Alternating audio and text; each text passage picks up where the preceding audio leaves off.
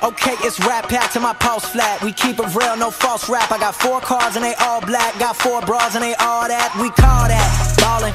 Doing this is my calling. Flow is so appalling. My phone off and she calling. I'm like, yeah. What's going on YouTube, and welcome back to Nth Level Entertainment, the most awesome series, comic book and movie related YouTube channel in South Africa. I am your host, Z the Entertainer. And I'm Leah, the wild card, which is appropriate for this review. Oh, nice one. So today we're going to be reviewing The Reign of the Superman. This is basically a follow-up to Death of Superman, which was released sometime in the middle of last year. It's based on the 1990 graphic novel The Death and Return of Superman. Basically, this part of it covers the 4 Supermen that rose up in the event of Superman's death. And yeah, man, what did you think of this movie so far? Well, I enjoyed it. No, I'm not the biggest DC fan. Well, but, yes. I do like their animated movies. Yeah. They do seem to know what they're doing there. Right? I mean, it's so much more, like, you know, concise and accurate to the source material. Yep. And they've got a nice continuity even of their own going. You know? Ever since these movies started way back with Superman Doomsday, which is the same storyline that this movie is actually based on. Mm-hmm. And I did like the characters. I like how they did Superboy. He was a cocky prick. Yep. And I can't wait for him to meet Damon. Oh, the Teen Titans. Wow. Just what you'd expect from a Luther, right? Yeah. So yeah, no, this was a dope movie. I mean, like, you know, I especially liked how they actually revealed each of these characters, you know? Oh, yeah. I mean, in the beginning, I felt like it was a bit rushed because, you know, things just got going so quickly. But as the movie progressed, it felt like it made sense, you know, with everything that actually eventually happened within the story. I don't know, how do you feel about that? Okay, now, because I was thinking about not the reveal, but actually Eradicator attacking Superboy. Oh, yeah? But now it makes sense to protect Kryptonians. There's a half-breed Kryptonian there that needs to be taken care of. Yes. I was wondering why that fight started. Yeah, because he's not all the way Kryptonian, you know? And Lex Luthor is a known criminal, as he actually said when he arrived. So I don't know if maybe he was able to detect his DNA, like the fact that he's like that he's also part Lex Luthor or something, because he didn't fight anybody else. Yeah, you know. Well, the other guys jumped in to sort of help him, but yeah, I suppose, yeah. And I guess as well, he did actually throw the first punch. You know, Superboy, I mean, and so did Steel when he arrived. Yeah. So I don't know. How do you think? How do you feel about how they depicted, like, you know, all these characters visually and otherwise? Well, for Superboy, yeah. Sorry, I'm not a big Superboy fan. I like Connor from Young Justice. That anger. This wouldn't have anything to do with the fact that he's the closest DC character to Spider-Man, would it? Wait, are you talking about that amalgam universe? No. Well, I mean, like, just as an archetype, you know, he's young, he's brash. Nah. But you were saying? Yeah, so it was. Oh yeah. Actually, I would have liked more of that anger in him, but I can understand he was raised by a Luther, fame, fortune, blah blah blah. Yeah. Eradicator. I'm a bit iffy about his character. I like the way he was done. He was very matter of fact about things. Yeah.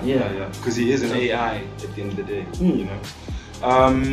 And with the anger with Superboy, like, you reckon they should have sort of made him closer to what we know him now, after the later iterations, you know, like after the New 52 comic run and Infinite Crisis and so on, where he was a bit more mature and angry, especially in Young Justice, you know. Yeah. Okay. Well, yeah, that's my best representation of Superboy so far.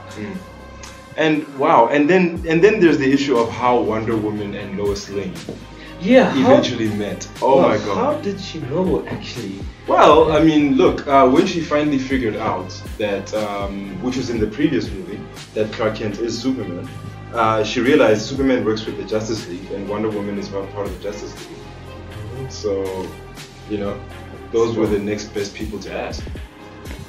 Okay, but how did she tie the identity? What do you mean? To Wonder Woman. Doesn't Wonder Woman keep her identity a secret? Well, I mean, she probably contacted her as Wonder Woman, and then she just arrived in street clothes or whatever, but she knew that that's Wonder Woman. Yeah, she has dropped the glasses as well. Exactly. Oh, yes, wow, that's true. Wow. Wow. In fact, I think ever since they broke up, even because was she wearing them in Death of Superman? I don't think she was. I think it's in Justice League versus Teen Titans that we saw her adopt the glasses, and they even had a bit of an exchange about it. Her and Clark. The whole secret identity thing. And wow, this version is Lex Luthor as well. Oh, damn. He was so brutal. He's a dog. Jesus Christ. I mean, even the way he handles his employees when they fail, you know? Like, you expect that from a mustache-twirling villain to, you know, punish his underlings with death, but the way he did it... Yeah, but that guy did talk a bit. Your dad did this to me. What? Superman. Even after punishment, he's still blabbing. Wow, that was insane. That was insane. Should have broke his jaw instead of his arm. Yeah, because that would have at least stopped the talking. You know, it would have given him some time to think about what he's done and said.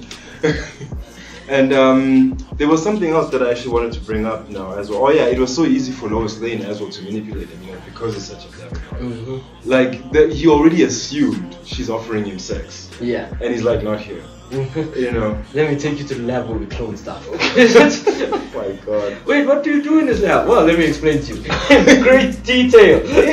Dude, things that the public is not supposed to know. Wow. No, that was a great movie, especially the fight sequences. Oh yeah. Wow, that fight between Superboy and Eradicator, and even between Steel and Eradicator. And eventually Cyborg Superman jumps in as well. And he gets defeated by Eradicator. Yeah. I think we can chalk this movie up to Eradicator. Yeah, no, Eradicator was not taking any prisoners. He was straight kicking ass and taking names. Sure. But what do we think about the Cyborg Superman as the villain? Well, I did sort of expect it. Though, it would have been nice if Doomsday did actually come back at the end. Like, after everything was done with Cyborg Superman, like, they could have ended the fight maybe a bit quicker with Cyborg Superman. And then reintroduce Doomsday for round 2. Yeah. Like Darkseid says, my weapon's not done yet. Wow, His right? Weapon. Yeah, no. You see, my that was Kryptonian weapon from Apocalypse, dude. No, that was the biggest problem I had with that whole thing. Superman should have checked under his foot while he was kicking his ass. He would have probably seen Made in Apocalypse. Oh, you would have stopped this thing in the previous movie already. Wow. You know, as much as I really hold this animated universe of DC movies in such high regard because of how they stick to continuity and the source material, dude, we've just had Batman vs Superman that desecrated Doomsday, right? Made him out of Zod, you know? And now this one is from Apocalypse. You know, they had everything beautiful in this movie except for that. Jesus. Yeah, aside from that, it was a pretty good movie. It was. I do actually like how Lois just pops up in Steel's lab. That was great. After that awesome Avengers style scene when he comes back home and his armor's taken off, he's feeling all good. You know, got that charisma walking on and shit. Next thing, I was waiting for you to come back. There's that blank stare. Just should I? This is a dream, right? And that line, I'm literally the worst person with secret identities, and I figured out you was Steel. And she's so true. I mean, all the time must put on glasses in front of her. That was very true, bruh. And you know, I think also that was a nice testament in terms of character development, if maybe I'm not misspeaking here, in that Lois was dealing with a lot of grief, you know, and confusion at the same time with all these new Supermen coming along. So I guess that was her way of channeling that grief into something proactive and actually being an investigative reporter. Oh yeah. I think that was very well handled on the writer's part, where her character is concerned. And how do we feel about, you know, okay, now you haven't read the original graphic novel of Death and Superman, right? So the old movie. Yeah. Oh, the Superman Doomsday one. Yeah. Yeah, that was wildly different from the source material. Yeah. I mean, they did their best, but there's a lot that they left out. But one of the biggest changes outside of Doomsday being from Apocalypse is the fact that Apocalypse in the first place was actually involved in this storyline, you know? Yeah. Because originally, Hank Henshaw actually destroys Coast City as part of his bid to terraform the Earth. In fact, I don't remember exactly what his motivations are from the original. Now that I think about it, I need to relook that. But oh yeah, he wanted to turn it into a new version of Warworld because he was in league with Mongol. Oh. So in this instance, Mongol was replaced with Darkseid for whatever reason. So yeah, him like terraforming people this time instead of the Earth. I just made that connection.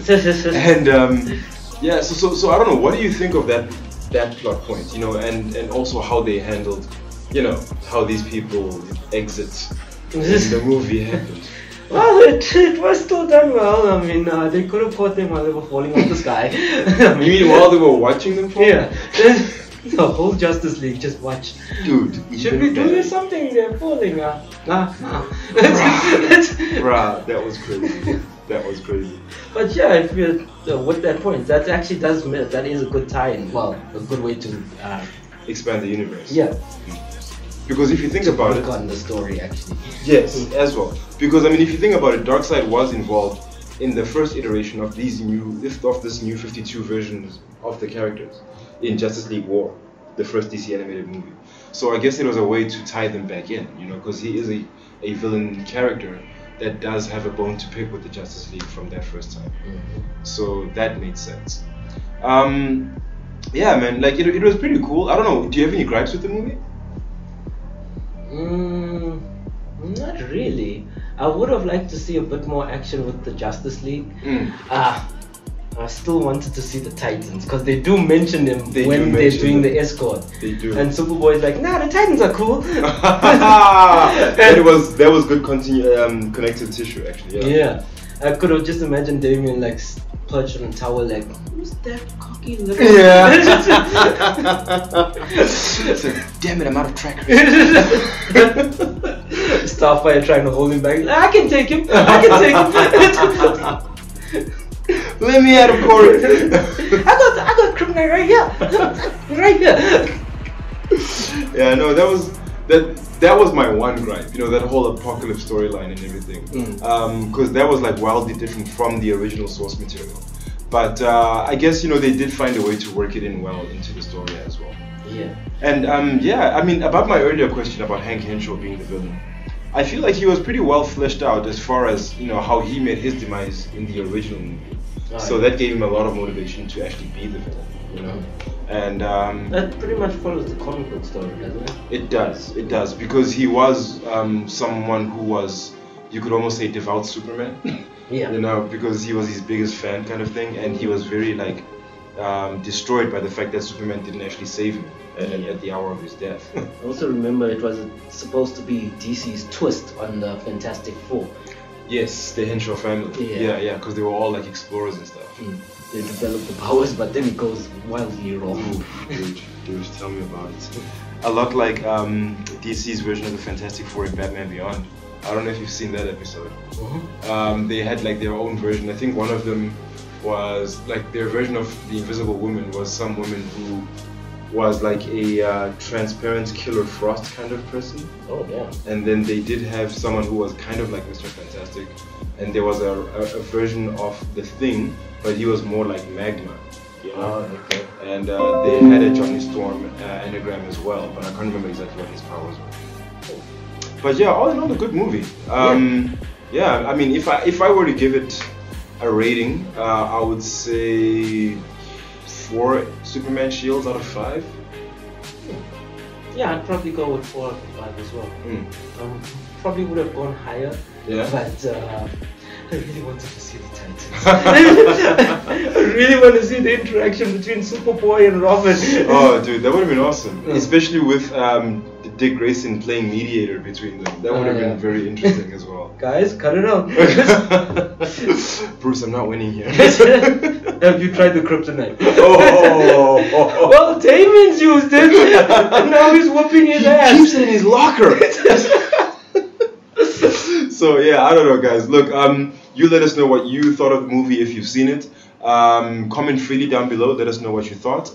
And if you enjoyed this video, oh, by the way, this does conclude our review. Oh yeah. If you enjoyed the video, click on the thumbs up icon and leave us a like. And if you'd like to see more from Mental Level Entertainment, click subscribe and be sure to click on the bell icon so you are notified every time we drop new content on this here channel. Speecho, any closing thoughts on the movie? No, that was it. I enjoyed it. I'm definitely rewatching that after I watched The Death of Superman again. Definitely. That was a very good freaking idea, actually. I'm going to do the same. So yeah, for those of you who do still want to see this movie, if you've been watching this review, I don't know why, because we spoiled the whole thing. But it is available now on Blu-ray. And it was released as of yesterday, I believe. Yeah. So go ahead and check that out and let us know what you think. Come back to the comments and let us know. And watch the spoiler review after the movie. Otherwise, I have been Z the Entertainer. And I'm Leah, the wild card. Oh, Eradicator in this. Oh, Eradicator was the wild card. We forgot that. Okay, but anyway, watch the movie. And they will tell you all of this. And yeah, thank you again for spending time with us. As usual, people, stay awesome, take care of each other, stay chasing your dreams to infinity and beyond. Peace.